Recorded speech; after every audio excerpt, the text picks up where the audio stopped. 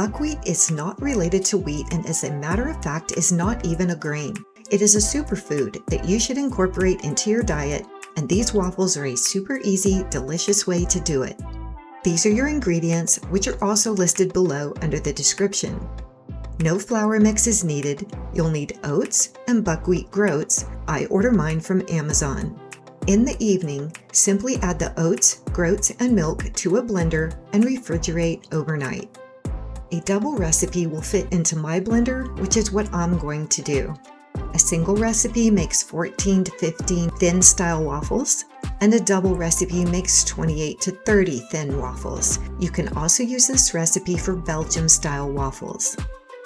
The next morning, preheat your waffle iron and add the remaining 5 ingredients: salt, eggs, baking powder, baking soda, and coconut oil. Blend this on high speed, and once your waffle iron is ready, make your waffles.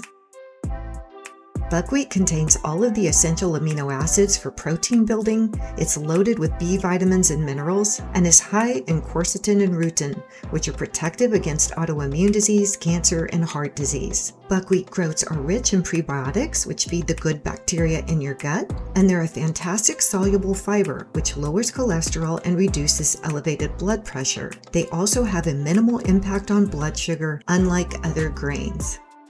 Allow any extra waffles to completely cool before you freeze them. For quick, pop in the toaster breakfast. Also, check out my video for buckwheat pancakes and quinoa pancakes. These are all a favorite with my grandkids. Start your family off with a healthy breakfast. Thanks for watching, and please hit the cupcake to subscribe.